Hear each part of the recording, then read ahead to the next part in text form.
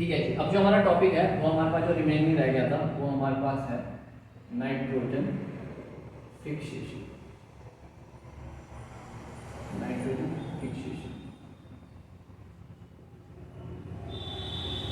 ठीक है जी।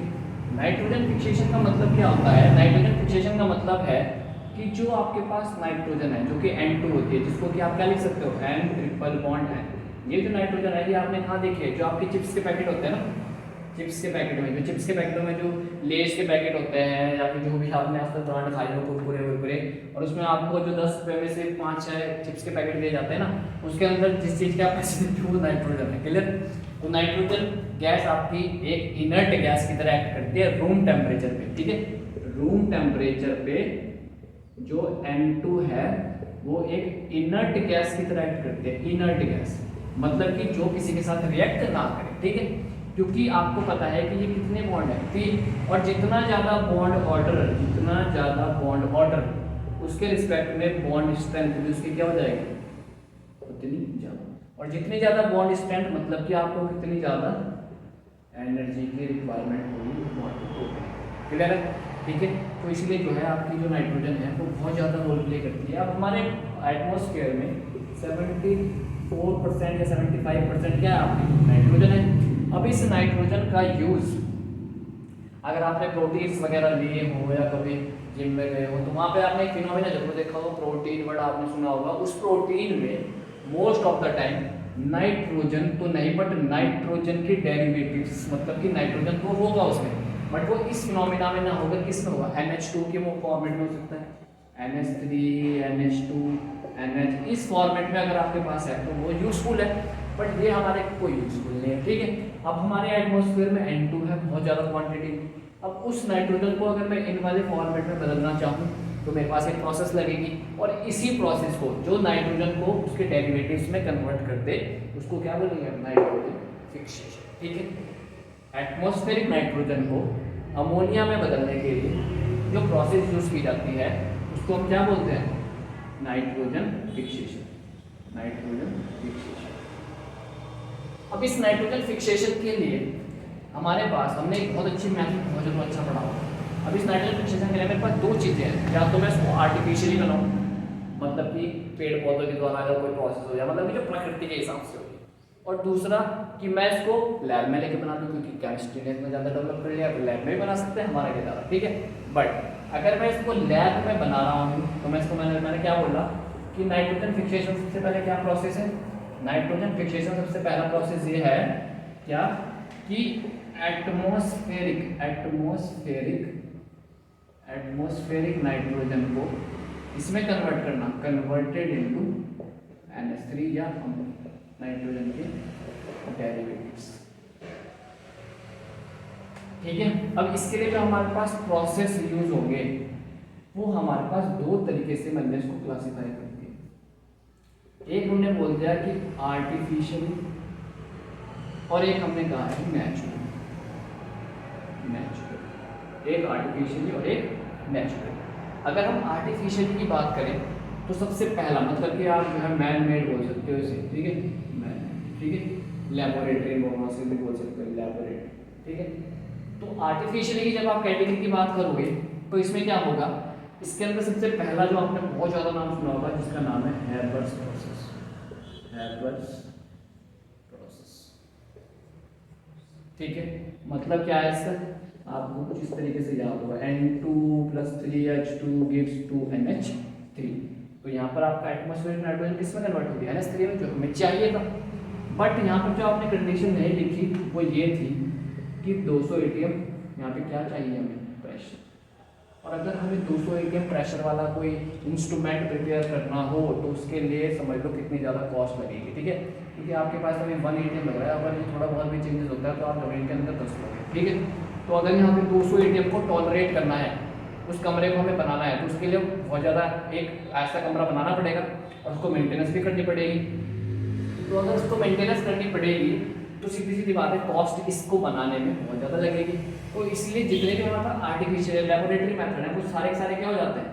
कॉस्टली हो जाते हैं, जिसकी वजह से हम इनको यूज़ करते तो हैं। अगर बाई चांस हमारे नेचुरल अपियरेंस नहीं हो पा रही तो हम इसको यूज़ करेंगे, ठीक है। सिमिलरली आपके पास एक दूसरा प्रोसेस था 200 टेम्परेचर की चाहिए होता है, 200 डिग्री से, ठीक है। दूसरा आपके पास एक और प्रोसेस आता है आपके पास ऑस्टवाल्ड प्रोसेस, ठीक है। तो इन सभी प्रोसेस में क्या होता है, नाइट्रोजन कन्वर्ट तो हो जाती है, मान रहा हूँ उस चीज़ को, बट क्या होता है, कॉस्ट आपकी बहुत ज़्यादा हो जाती है। और अगर यहाँ पे कॉस्ट लगी तो सीधी बात है, आप इसको क्या करोगे, आप इसको यूज़ ही नहीं करोगे, आप इसको यूज़ ही नहीं करोगे, क्योंकि कॉस्ट ज़्यादा महंगी चली जाएगी ना। इंडिया है, इंडिया में तो वैसे जो सस्ती चीज़ होती है वो लोग ज़्यादा पसंद करते हैं, ठीक है। अब हमारे पास दूसरी प्रोसेस कौन आ गया, नेचुरली, ये हमारे पास इंपॉर्टेंट है। घर वाले कहते हैं ना, वो हरी सब्जियां खाओ, वो इसी का रूल है, वो किसका रूल है, इसी का रूल है, नेचुरली, प्रकृति के रूप से। इसके अंदर सबसे पहला फिनोमिना जो आपके पास आता है वो आपके पास आता है लाइट, बिजली का कड़कना। क्या हो जाता है जी, बिजली का कड़कना।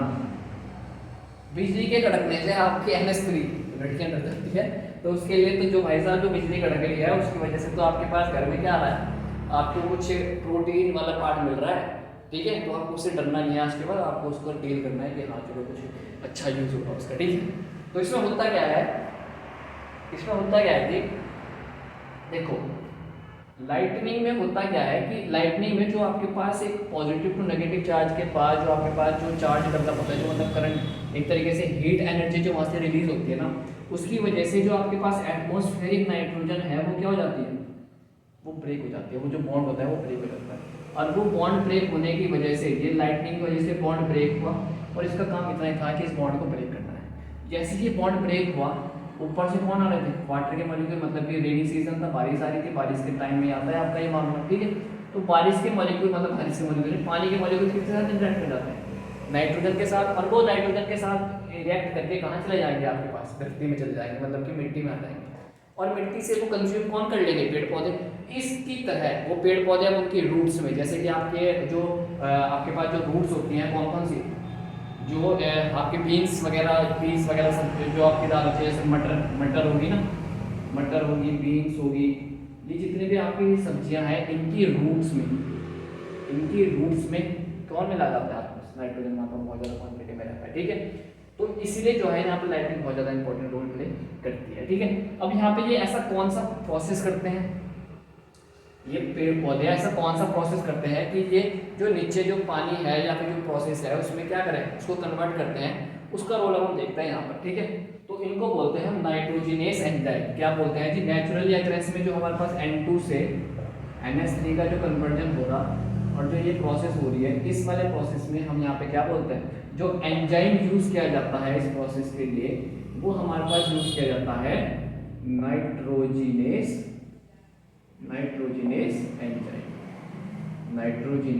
एंजाइम, ठीक है, नाइट्रोजिनेस एंजाइम, ठीक है। इस प्रोसेस में जो एंजाइम यूज किया जाता है, enzyme is nothing but a catalyst, ठीक है। तो ये कैटलिस्ट आपको पता ही है क्या होता है, ये बायोलॉजिकल टर्म हो गया इसका एंजाइम, ठीक है। तो एंजाइम्स में जो यूज किया जाता है वो कौन होता है, नाइट्रोजिनेस एंजाइम। अब ये स्ट्रक्चर कैसा होता है इसका, नाइट्रोजिनेस एंजाइम आखिर दिखता कैसा है, इसको हम देखते हैं, ठीक है। इसमें इलेक्ट्रॉन ट्रांसपोर्ट सिस्टम वाला पार्ट थोड़ा सा भी आ रखा है आपका, वो भी हम एक लेक्चर कंप्लीट कर देंगे। नाइट्रोजिनेस एंजाइम, ठीक है, नाइट्रोजिनेस एंजाइम।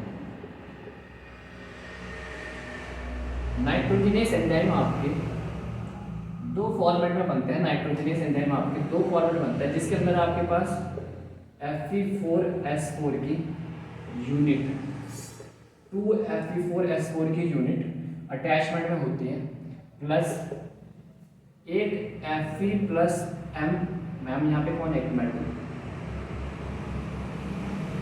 यूनिट आपके पास अटैचमेंट होती है। Fe4S4 की यूनिट कैसे दिखती है, Fe4S4 की दो यूनिट, Fe4S4 की दो यूनिट आपस में अटैचमेंट में होती है इस तरीके से, ठीक है। इस तरीके से जो आपका जो फिनोमिना बनता है, ये हमारे पास क्या कहलाया जाता है, ये हमारे पास कहलाता है नाइट्रोजिनेस एंजाइम, ठीक है। इसको मैं एक उसमें लिखा देता हूँ, नाइट्रोजिनेस एंजाइम का जो आपके पास कैटेगरी चली जाएगी वो आपके पास मिल जाएगी इसकी, नाइट्रोजिनेस एंजाइम की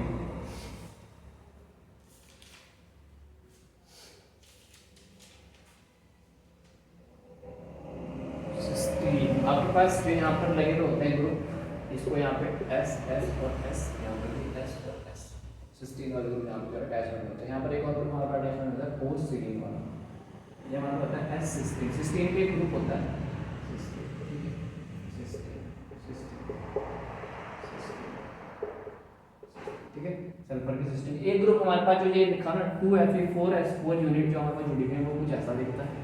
और जो हमारे पास Fe+M मतलब Fe तो होगा ही होगा, और उसके अंदर एक मेटल होगा। ये मेटल में भी कौन हो सकता है, मोलिब्डेनम, वैनेडियम और एज वेल एज Fe खुद भी हो सकता है, ठीक है। तो यहाँ पर ये कैसा दिखता है, इसको मैं दिखाता हूँ, ये स्ट्रक्चर कैसा दिखता है, इसका भी मैं आपको दिखा देता हूँ ये कैसा दिखता है।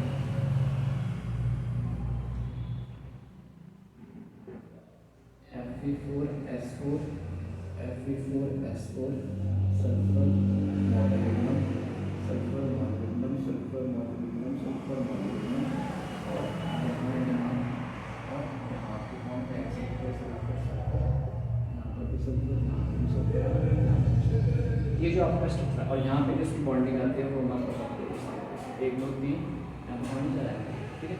तो इस तरीके से जो हमारे पास ये नाइट्रोजन है, ये इस तरीके से जो हमारे पास अटैचमेंट है, ये हमारे पास कौन है, मोलिब्डेनम, ठीक है।